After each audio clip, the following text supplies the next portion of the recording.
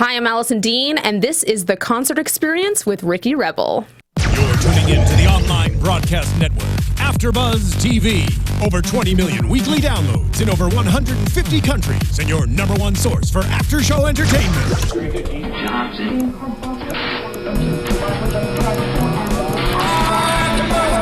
AFTERBUZZ TV, the destination for TV superfans. Producing aftershows for over 300 of your favorite TV shows. Interviewing celebrities and showrunners. And bringing you behind-the-scenes exclusives. All thanks to E! Entertainment's Maria Menounos, producer Kevin Undergaro, and internet leader Akamai. Now, let the buzz begin! Ooh, here we are. Yes. Welcome, AfterBuzzers, to another edition of the Concert Experience here at AfterBuzz TV. I'm your host, Alison Dean, and today we are joined by someone who really has hit the trifecta of milestones in one's career, in my humble opinion. He was discovered by Michael Jackson, he was signed to Madonna's record label, and he has opened for Miss Britney Spears. Of course, I am referring to the amazingly talented Ricky Rebel. Like I said, amazingly talented. Yes, I don't feel like I'm ever gonna do an opening like that. Welcome, Ricky. Thank you for having me, Allison. You're here. Yeah. I'm happy to be here too. Before we get down to the brass tacks of things, which there's going to be many brass tacks that we're going to get down to, a few orders of business. If you're not already subscribing, please hit the subscribe button. It's somewhere down below me, I think. There. And if you're listening to us on iTunes or SoundCloud, give us the 5-star ratings and comment and interact with us because we love that as well. Also, there is a survey happening right now on podcast1.com. It will only take you about 3 minutes of time, which is, come on, Ricky, that's like nothing. That's nothing. It took me maybe 1.5 minutes because I'm just really super quick with my fingers on the keypad. But basically, the survey is just going to help us identify the things you like, the things you're listening to, the frequency with which you're doing so, and that helps us big time. So podcast1.com, that's O-N-E. Okay. All right. Ricky, so for those not already familiar with your mega awesome work, yes. You've been in the game for a while. Give us some background on how you ended up in your first group, Forbidden, which became No Authority. Ooh, you have been doing your research. Not very many people know that. Yeah. So... yeah, tell us. How did that all happen? Like, how did the group assemble? I mean, did you know the 3 other guys? Did you not know them? I did. I knew them. We used to do dance competitions together. Okay. And I used to kick their butt. Oh. Okay. So already started off competitive with Why each does other, that doesn't surprise me? No. We came together at we auditioned for the group, and then we ended up all making it. And what's very interesting, nobody really knows this, is that in the boy band they wanted me to be in the background singing for another lead singer. Oh. Yeah. But that's not going to work. That's not going to work. No, that's not going to work. This, not with you. Not with all of this going on. No. I wasn't having it. So I would get in the studio and I would lay down the vocals really quickly. And before you know it, the engineers and the producers were like, let's just have Ricky do the vocals and do a lot of the leads. Because they refer to you as the lead of No Authority. Like, everything I read, you were the lead. I was the Beyonce. You were the Beyonce of the desk. Yeah, you were. Yeah, you were. It was a process. It was like, I started off with sharing some of the leads, and then as the group expanded, I took more control of everything. Right. What we were wearing and what we were saying, what we were doing. I started to get more and more into. You were 15 for that, right? Yeah, 16. That's crazy. Up to like 20-ish. That's 20. How did Michael Jackson get the demo that he got? Like, in terms of discovering you guys, how did that happen? There was this really cool A&R guy named John O'Cohan who came to the studio, and he heard us sing a cappella, and he was hearing our demos, and he was like, oh my God, Michael is going to love you guys. Michael's going to love you. And we're like, oh, cool, some representative at Sony named Michael. And we had no clue which one it was until later. He said, okay, Michael Jackson wants to see you guys now. And you were like, oh, that Michael. Like, oh my God. Yeah, the Michael Jackson. It freaked me out. Rightfully so. Yeah. So what is your favorite memory of your boy band days? My favorite memory. Oh my God, I loved when we were in Germany and we were on tour with Aaron Carter, of all people, Aaron Carter. And after the shows, like, the fans started liking our shows just as much as Aaron Carter's or more. They would like start screaming, "No authority!" And we came off one of the shows and into our tour bus, and all of a sudden these girls just stampeded towards the tour bus and started shaking the bus back and forth. And it was really fun and scary. And I got up on top and I was like, yeah! Like to a shaking tour bus that was like going back and forth. That would have been a helpful thing to capture if like cell phones were as prevalent as they are now, right? Yeah, it would have been like a viral video. I wish. I mean, I was like the first one carrying around like my own little camera everywhere, and like, you're crazy. Why are you taking photographs? And why are you doing? Hello. I was doing selfies like way before selfies were in. So you're like a selfie. Like literally a queen of selfies. Yeah, like I started it. They would get so annoyed with me, but I need to be better at my selfie game, actually. Okay, have you kept in touch with anybody from? Yes. Okay. I talked to one of the band members named Tommy. Okay. McCarthy. Nice. And I also speak to Eric Stretch. Okay. Yeah. So that's actually pretty impressive, because I feel like in a lot of these cases, sometimes when the boy bands disband, there's, I mean, I guess not in all cases. The Backstreet Boys did get back together. Yeah. Do you think you guys are going to ever have like a reunion? They're asking me to do that, and I was like, well, that sounds interesting. I mean, it would be kind of interesting. Kind of cool. It's not like you would have to totally abandon who you are. It's just you're bringing that flavor to. Yeah, and I thought as long as we can all do our own songs, you know, that I'd be open to that. But I wanted to start doing it. Like, I was like, if you guys are serious about it, we have to rehearse, we have to do this, that, and the other. And they were like, oh, never mind. And then, never mind. Yeah, and it's like, oh, just like old days. Ricky cracking the whip, and they not wanting to rehearse. Okay. They like. I'm not saying anything mean about them that they probably wouldn't agree with me on. Is that they really liked partying back then, and they're not going to say they didn't. They're really into the party scene, and I'm like, that's fine. Yeah. But I was more. I was different. I went to bed working. Working has always been my thing. Like being better, singing better, performing better has always been what I've been interested in. So. And it shows. Thank you. It does. That's why I'm here on your fabulous show today. All right. So you left the boy band days behind. You reemerged as a solo artist, writing and producing everything, which you're gonna like write a memoir one day, because that's really impressive. Thank you. Your first EP was Manipulator. So how did Manipulator all come together? Unveil itself? Yes. How did it unveil itself? I was in a couple of My Chemical Romance music videos. I know this. You know this? I know this. Gerard Way handpicked me out of a bunch of people to play this character called Show Pony, who is androgynous. So I played a character who was kind of, you couldn't really tell if he was a boy or a girl, and I was on skates and everything, and I saw him on set, and I saw the way that he was interacting with the director, the camera crew, and everything, like really taking charge of his career, and I thought, you know what, I want to do that. I want to be that person. I want to be the one who is saying, okay, this is where this goes, and being really kind of self-managerial of my own career, being my own manager. And that's how Manipulator came out, because I actually read the definition of it, and there's a good connotation to being manipulative. Yeah, it's about managing things.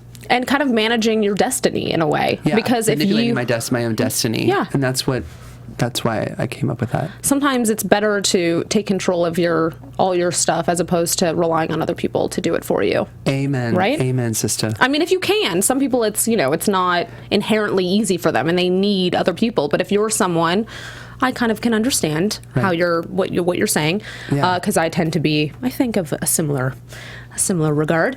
It's just you get more done sometimes. Really, yeah, and you have to have the courage to do it. You do, and not let criticisms or negative thoughts get in the way, and just be like, you know what, I have this vision in my head. I have this idea that I want to do. I want to perform. I want to sing. I want people to come to my shows. I want people to love it. So, do it. Do it. Do it. Hashtag do it. Yes, totally.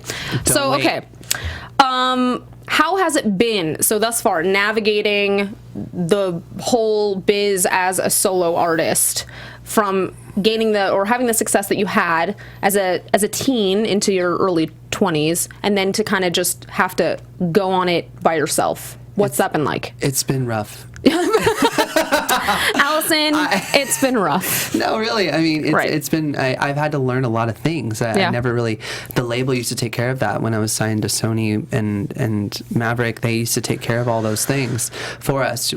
Something as simple as your own website, learning WordPress, or producing your own music, learning how to do Pro Tools.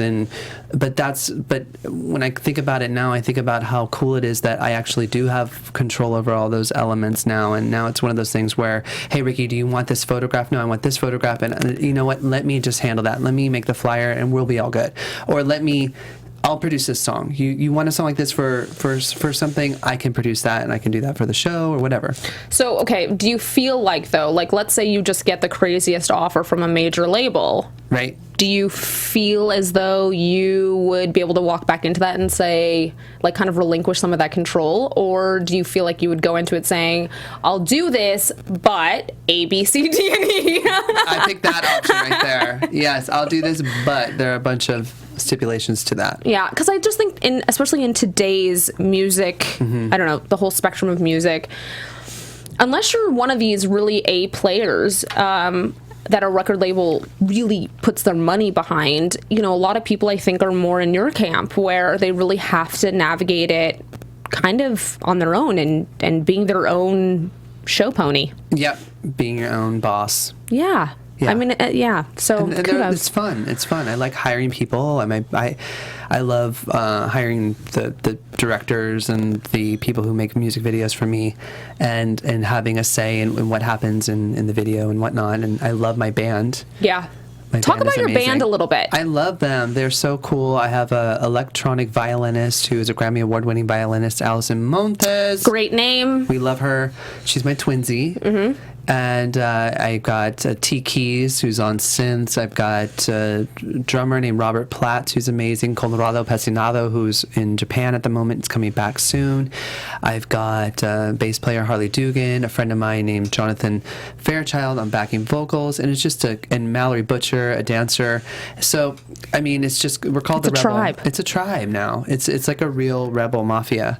And it reminds me of back in the day when Prince had Prince and the New Revolution. Yeah. This is my revolution. These are my your posse. Revolution. Yeah, my revolution. Do you like that? I was gonna write a song called Revolution. Oh, good. Okay. I thought I was being really witty just now, and then I was like, oh no, Ricky already thought of doing a song about it. Okay. But I like that. Fair enough. Okay, so the most recent album was the Blue album, and Correct. We can see that Ricky does love blue, and I'm of course wearing blue in Ricky's honor as well. Yeah, I kept it simple today with the blue. I just had the blue hair. No, I think it looks fierce.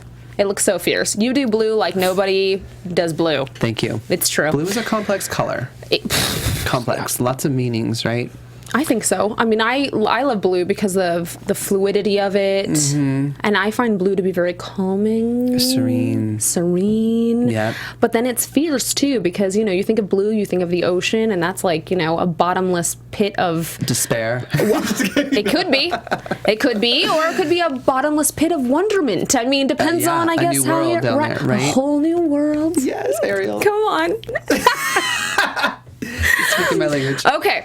So we opened the show listening to you just released a new remix, a Hector Fonseca remix of Star, and we heard a bit of it. Right.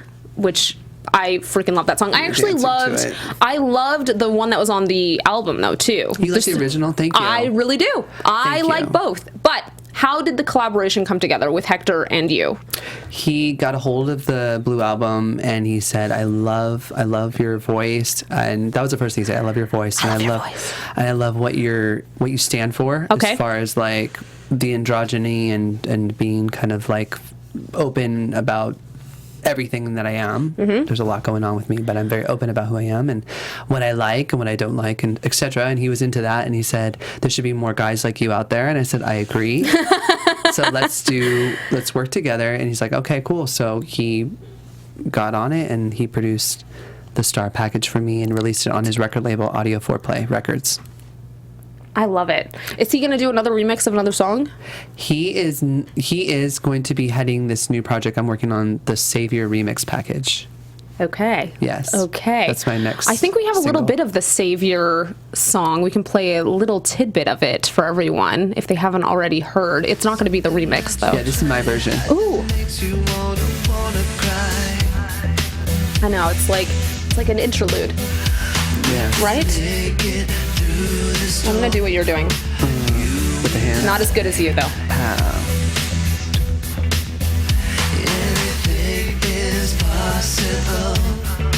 I just want to hear the chorus. I love the chorus. The chorus I love is the chorus. great. I love the chorus.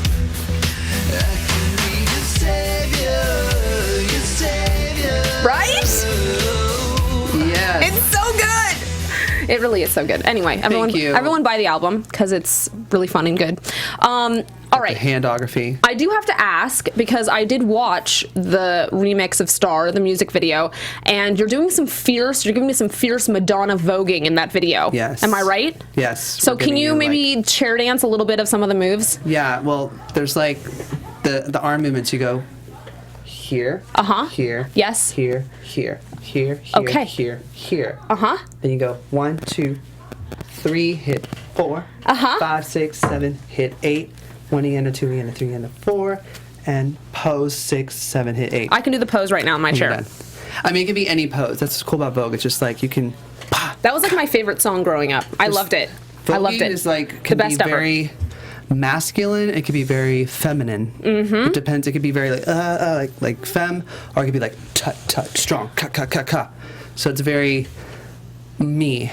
Choreography 101 with Ricky Rebel right now in the house. Thank you. Thank you. No, yeah. But it speaks to me. I mean, it looks good on stage too. When you vogue, so good on stage. When you pose and you lift your leg up, and voguing, flexibility is a very important thing in Vogue as well. Well, and you're flexible. And I'm pretty flexible. You're pretty flexible. Guys. How are you maintaining that flexibility? You just have to like do the splits every day. Well, I love to do Pilates. Have you heard of it? I actually love doing Pilates as well, Ricky. Well, we have that in common. No, don't we? I'm wearing a very athletic outfit for you today, so. I appreciate it, and it's also giving me a lot of 50 Shades of Grey. It is. Which I also appreciate, because I love 50 Shades of Grey. Now you've heard it here first. I do. You love it. I do. I haven't seen it yet. You're going to kill me. We can watch it together. We'll have a slumber party. Yes, totally let's have fine. a kiki. We'll invite the whole band too, so it's all good. It'll be 50 Shades of Gay. The Revolution. All right, so another single on the album. I don't know if it's going to come out as a single, but I freaking love it. You wanted to? Sekai Juno. You love that song? I love that song. Sekai Juno.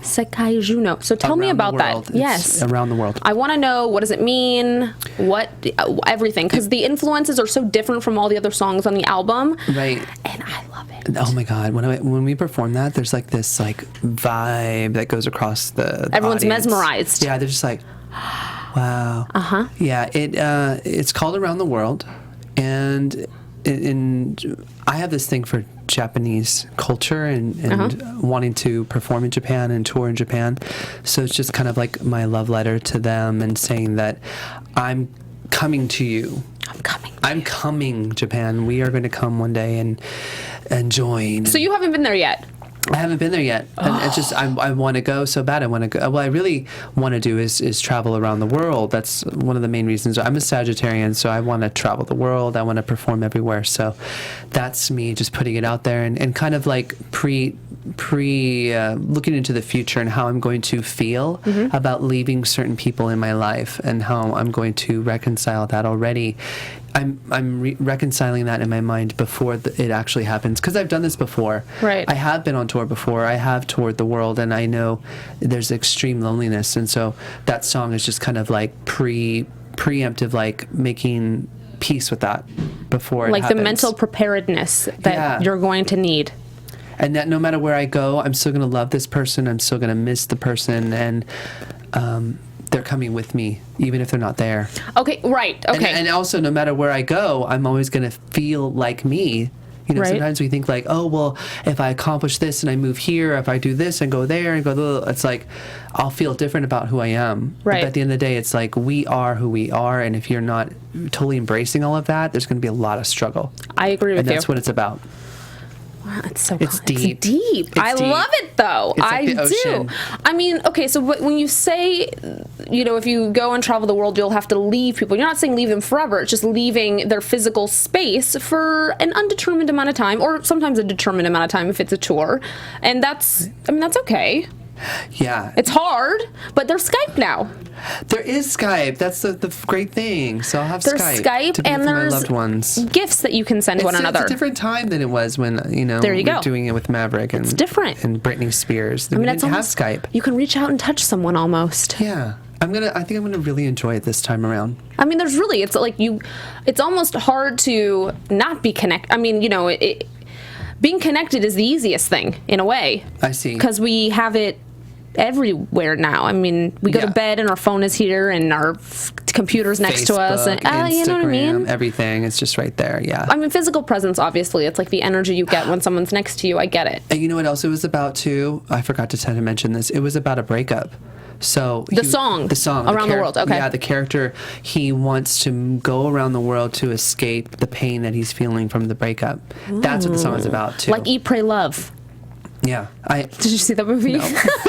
All these great movies I haven't seen. I love film too. It's an older movie with Julia Roberts, and she goes through a breakup and she travels and eats and prays and loves. See? But I mean, she travels to like certain places for each of those little key pieces. But anyway, it reminded me what you just said. Yeah. You go through a breakup. Sometimes it's great to just flee your current space and go see some new stuff.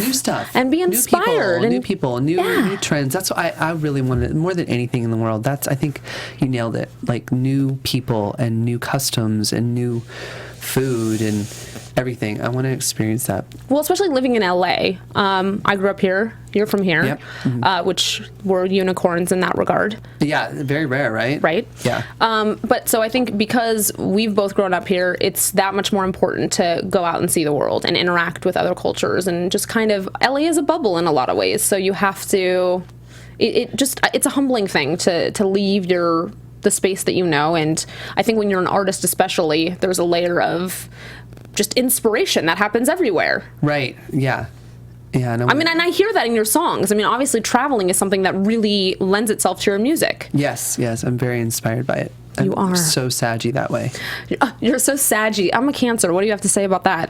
You guys are really warm, like the mom. It's the mother. Oh. Mother energy. I feel like a lot of my friends would be like, yeah, you're right, Ricky. Cancers are very maternal. Allison is. They love the home life. They love taking care. That's true.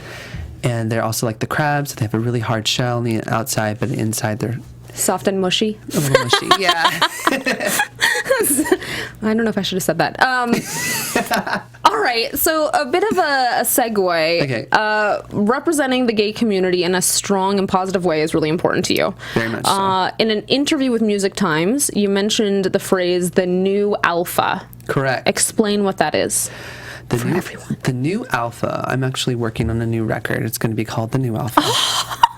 You heard it first on AFTERBUZZ TV, the concert experience with Alison Dean. I love it. That's my next record. I've already written the song for it. I've written a bunch of other songs that are kind of in the vein of what it is I'm trying to speak about. The new alpha is a man who is comfortable with himself, comfortable with his sexuality, and is somebody who is the yin and the yang energy, right? There's yin and yang. Like a balance. And I think a lot of men these days are like, I gotta be buff and I gotta be workout, you know what I mean? To prove that they're like the alpha. Right. But nowadays, I feel like the alpha is the guy that just walks in there with confidence and makeup and hair and whatever he wants to wear to express himself. And he's gonna get the love and support from women and from men. So who's the alpha now? Because at the end of the day, he's going to get more support from his crew than the macho guy running around everywhere. In general, I think people are drawn to those people that kind of, they have a very clear sense of their own selves. People are attracted to people like that, as opposed to people that may be giving off airs of a certain characteristic, but they're not being genuine on some level. And so, I just think in general, at least strong people, I think, are always drawn to strong people who are giving off good energy, good strong energy. Exactly. And I'm not saying that, oh, these buff guys are like all inauthentic or anything. Right. I mean, I love that too. It's just a confident male who's just, but make sure you investigate some of these more feminine aspects of your personality, and not be afraid of the feminine side of yourself. Bring it down, or it's not weakness, to be sensitive or to be vulnerable. These are all very strong things to be. So that's what the alpha male is all about. He's like the new alpha. So what about an alpha female? What does that look like? Can I be an alpha female or the no? new alpha girl is the same way. She's very balanced. Okay. Okay. She's balanced. I might need to be more like, maybe I need a little bit more balance though. You'll have to do therapy on me. Okay. We'll talk about it. Okay, we can talk about this on the couch. Okay. While we're watching 50 Shades of Grey. Yeah. And or Eat, Pray, Love. Yes. A couple years ago in a UK interview, So Gay, you mentioned, I have a purpose to help the LGBT community, especially gay teens. I want them to love who they are. And that quote really made me think a lot about everything going on with Caitlyn Jenner right now, because she is sort of really paving a landscape for people to be accepting of anybody, no matter what. And I mean, certainly she is a new alpha on many levels. So living her truth, that takes courage. Living her truth. In your opinion, or in your mind, what does the landscape for the LGBT community look like kind of in the next 5, in the next 10 years, like based on these people kind of coming forward? We are making so much progress right now, which is great because more and more celebrities are coming out. And I think that's super important because it gives young people somebody to look up to. Yeah. They look at, I've gotten tons of fan mail of gay people who are gay teens who have contacted me and said, you saved my life. Your influence kept me from wanting to commit suicide. And that means the world to me. That's what I write my music for. I write my music for people who have felt like an outsider, who felt less than because of who they are or because of how they feel inside. Yeah. Okay? But I think that there's a lot more work that needs to happen. And I think there's a homophobia that exists within actually the community itself, where the gay men only want gay men to be masculine, and if you're not, then you're kind of putting a bad name to what it means to be gay. Mm-hmm. And I say, well, first of all, I'm more masculine in certain ways than a lot of people will ever be that these other guys are talking about. Right. But I'm also wanting people to know that you could be both and. Mm-hmm. It's okay to be vulnerable. It's okay to be sensitive. It's okay to be feminine. It's okay to be masculine, as long as these are coming from these feelings and you're expressing from your heart. Right. And I just don't like it when I see kind of like gays kind of hurting other gay people and saying, "Oh, you're pushing us back," and things like that, which I just saw a YouTube video on it. And you did? Yeah, it broke my heart. You know the boy on he's on American Apparel ads, and he was like voguing in the background. Maybe. Yeah, to like a newscast. Okay. I saw one of his videos, and he's so young. He's saying that a lot of that he gets some hate mail from other gays, and that just breaks my heart. But I also see it. How is that happening? But I also see it in music. I see that I don't really get as much support as, say, like a girl, right? Who's starting off, and other gay men are kind of, some gay men, I'm going to put some, are a little bit intimidated by my success. Okay. And they don't want to elevate that, because at the end of the day, we are men, and men want to dominate, compete, be the best, be the greatest, and all that. So what I want to see happen in the next 5 years are more men, especially I'm talking about specifically being gay and male, more men supporting each other, mm-hmm. more like out singers like supporting each other, Adam Lambert, Ricky Rebels, more Sam Smiths, people coming out and doing it and supporting one another and doing like tours together, just the way Taylor Swift, Katy Perry, Rihanna, Madonna, Beyonce, the list goes on and on for girls, but I want like fabulous boys to come out, guns blazing. Is there not a tour already with that doesn't make any sense? No. Ricky. I'd be like in it right now. Maybe we should start it. No, truly, I don't even understand how that's possible. No, that's so surprising to me. You know why? Like I said, gay men, a lot of them do not want to see other gay men succeed. It's sad. Yeah, see, that doesn't make sense. Some gay men. I'm not going to not all. Because I've gotten tons of gay men support, like where they're like, "Oh my God, I love what you're doing. Please don't stop." But I have also seen like where I have been scheduled to perform, and they said, "Oh no, we're going to have this girl and this girl instead of you. Sorry." So it's like the guys are okay to support like the drag queens because they're not really a threat, or they're okay to support the or female artists. Mm-hmm. But it's time to really pump it up and just say, you know what, we need the male version of Madonna, we need the male version of Beyonce, the male version of Taylor. There's room for all of us. I'm like literally my like business brain is going right now going, really? this tour needs to happen. It does. It would be so successful. I really do truly believe. I mean, everything you're saying though really lends itself to even, the female landscape of just women in business or women in any industry, because oftentimes women behave the same way. It's very similar. Oh my God, that's what it is. Yeah, you guys feel the same thing probably. Yeah, it's very similar because there are some women that obviously are the first to want to help and be helpful and rise the next female up, and then there are many others that, and whether that comes from insecurity or whatever that stems from, fear, insecurity, whatever, it does happen. Yeah. But I will always be the one to, if someone needs something, as long as they're nice to me, I mean, if someone's being mean, I don't know. But, if they're a nice person, I'm the first to be like, let's go get a coffee. Let's how can I help you? Yeah, let's chat. That's why great things are happening for you, because love you. How you treat people is what you give. It's everything. Back to you. Okay, seriously, we have to talk about this tour afterwards because I just think it's a fabulous tour. You're like, I mean, even if it's only in like 4 cities, like even if it starts small, like you go to like the big one in San Fran, one in LA, one in Chicago, one in whatever. I mean, you choose, or it even can go to Europe. I know a bunch of boys that are just going to be wanting to call me right now. Yeah, no, but truly, it should happen, and it should actually be something where you involve like all the organizations that champion the movement and are behind it. Now I'm getting inspired. Well, you know what I'm saying? Yeah. Like you encourage them to be a part of it because they need a set of people that can help their message reach more people. And so if you have a lot of artists that are willing to step forward and be those representatives, I say, hell yeah. Hell yeah. Yeah, no, truly. Yeah, anyway, I think it's a genius idea. You heard it first here. Okay. Lots of firsts here on AfterBuzz TV that we're thinking about. I'm like bringing out all the firsts. Yes. You hear that, Steven? I'm bringing out all the firsts. Okay. Hello, Steven, producer Steven in the booth over there. Did he leave? He's like, oh no, it's not Steven. I'm just being. Look, he did say. He said I'm only going to be in there for 5 minutes, and he didn't lie to me. Hilarious. He abandoned us.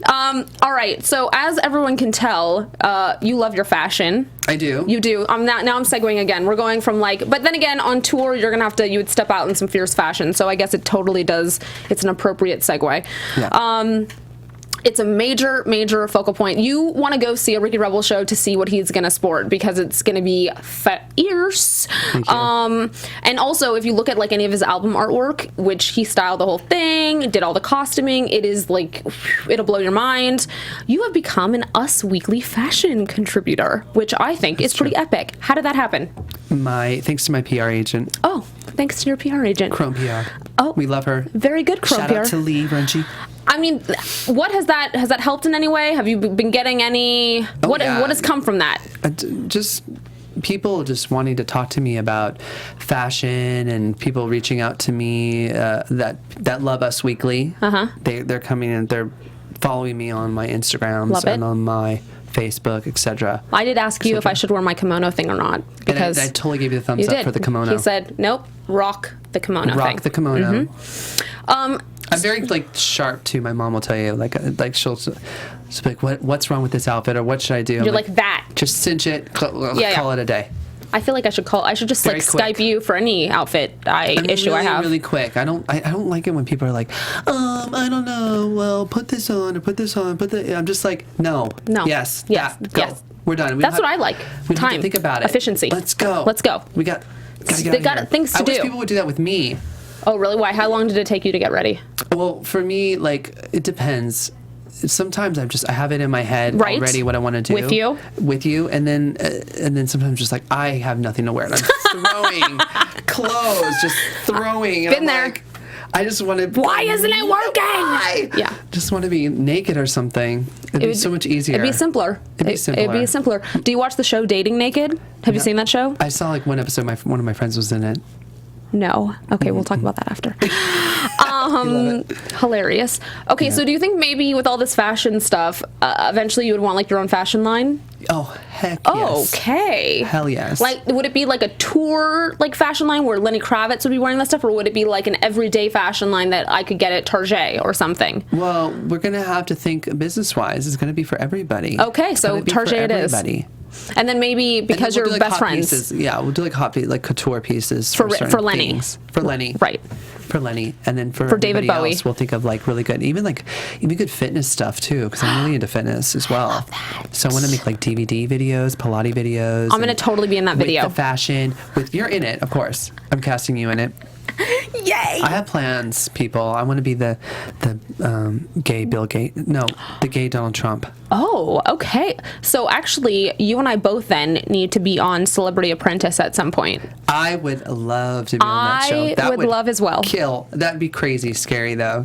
I mean, but in a good way. The lazy money part, that would be like I'd be like anxiety out of control. It would be so good because you'd be raising money for exactly the causes that mean something to you. That's true. You got to think about that. Yes. You are so positive. I love that. You always look at the good side of things. I try to. Although it bites me in the butt on some shows because, like, for instance, I'm on the after show for So You Think You Can Dance, right? And sometimes, I'm looking at all these auditions and I'm trying to be encouraging of some people, right?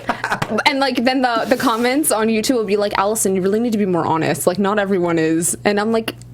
Yeah. Anyway, it's a thing I need to improve on. Maybe a little bit more like, glass half empty a little bit with them. I don't know. Okay, lots in store for you. Tell everyone what is lying ahead because you've got some shows coming up. I want to hear about that. I want to hear project stuff that's coming up for you. Let's start with shows. Well, we've got this great show coming up in San Francisco at Beatbox. My producer, DJ Hector Fonseca, who is his record label, Audio Foreplay, I'm on it, and he's letting me perform during his set in San Francisco at Beatbox. When is that? It's going to be July 4th. On the 4th of July. Yay. Oh my gosh, that's going to be so exciting. So great. Love that. Yeah. Okay. And it'll be my first San Francisco performance. Really? As Rebel. No. Yeah. So when you're there, you better start. How you doing, San Francisco? How you doing? I'm coming for you. He's coming for you. I'm coming for you. You better mentally prepare yourself, San Francisco, because I'm gonna Vogue you. He's gonna Vogue the hell. Yeah, that's what I was gonna say. Yeah, you know. All right, and then what about project-wise? We know about the new Alpha album. That's sort of it's marinating right now. It's so marinating right now. And then I have we're working on a single coming out, and this is exclusive. But John Dish, the DJ, is going to be remixing Savior, and John Dish is just incredible. Even Tiesto is spinning his tracks. So. Tiesto better be spinning your track that he does. Yes, that's what we're hoping for. I love that song, though. I feel like Tiesto should do that. He could do something like cray-cray. Yeah, I haven't heard the actual... He's working on it. Sean is working on it right now. I haven't heard it, but I'm sure... It's going to be epic. I think I have this feeling. Yeah, it's going to be epic. Great. I'm like, you heard it here first. It's going to be epic. I'm telling you, I have not heard any of it, but I feel it. I just got the feeling of yes. All right, well, I feel like this all sounds very exciting. Now, are there any other tidbits that you need to share with all of our viewers before we wrap it up? Well, everybody can find me on RickyRebelRocks.com. That's my official website. If you want to add me on Instagram, it's growing. I want my, get those peeps up there. It's growing. No, I'm with you. I'm just saying my Instagram, I don't know if it'll ever grow. It's like I'm at the point where I'm like, just nothing's happening. You got to promote it. So that's why you can add me at Ricky Rebel. Yes. And then Twitter is at Ricky Rebel Rocks. And my Facebook is at Ricky Rebel Rocks. And I had to think about it. I love talking to my fans. I have like a personal connection with them. So if you feel like writing me personal letters, I love that. Yeah, I saw you posted a photo on your Instagram of like with you and one of your super fans. It was like her birthday or something. It was her birthday. That was so cute. Yeah. I was like, that's Rachel Strauss. She's head of my street team. Say hi to her. Hey, Rachel Strauss. She is watching this, I'm sure. I love you, love you, love you. It's important. She's so sweet. She's been with me from the very beginning, and she's just a major... She's a rebel. She's a part of the revolution. Rebel, and she's a part of the Rebel Street team. Rebel Street team. So you can follow the Rebel Street team on it's Rebel Street Team on Twitter. Amazing. Well, I love you. I think you're super fierce and fabulous, and I will be also a part of the street team. I've been your host, Alison Dean. You can find me everywhere at the Alison Dean, since I just keep it pretty simple.